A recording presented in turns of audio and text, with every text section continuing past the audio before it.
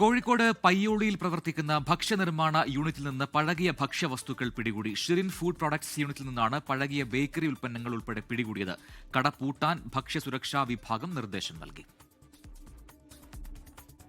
നമ്മളോട് കയറുമ്പോൾ തന്നെ ഭയങ്കരമായിട്ട് പൂപ്പലിൻ്റെ സ്മെല്ല് വന്ന് അകത്ത് കയറി നോക്കുമ്പോൾ ഇവിടെ നല്ല രീതിയിൽ പൂപ്പലുള്ള ബ്രെഡ്, പിന്നെ കേക്കുകൾ, പയ്യോളി മിക്സ്ചർ, അങ്ങനെ പല പല സ്ഥലങ്ങളിൽ നിന്ന്, ഈവൻ കണ്ണൂർ, കോഴിക്കോട്, പിന്നെ പല പല സ്റ്റേറ്റുകളിൽ നിന്ന് വരെ ഉള്ള ബേക്കറി പ്രൊഡക്ട്സ് അത്രയും ഫംഗസ് വന്നത് ഇവിടെ സൂക്ഷിക്കുന്നതായിട്ട് കണ്ടു. അപ്പോൾ അവർ ചെയ്യുന്നത് എന്താ വെച്ചെങ്കിൽ അപ്പുറത്തെ റൂമിൽ നിന്ന് കുറേ ലേഡീസ് ഇത് പ്രോസസ്സ് ചെയ്യാണ്. ഇതിൻ്റെ പാക്കുകളെല്ലാം പൊട്ടിച്ചിട്ട് ഇത് വലിയ വലിയ വീപ്പകളിലാക്കിയിട്ട് ഇത് പിന്നീട് ഇവിടെ കാണുന്ന ഈ ഓവനിൽ ചൂടാക്കി പിന്നീട് അതിനെ പൊടിച്ച് ഇതിനെ ചാക്കുകളിലാക്കിയിട്ട് ഇത് കട്ട്ലേറ്റിനുള്ള ബ്രെഡ് ക്രംസ്, അതുപോലെ റസ്ക് ഉണ്ടാക്കാനുള്ള ഇൻഗ്രീഡിയൻസ് ആയിട്ട് വിൽക്കുന്നതായിട്ടാണ് കണ്ടത്.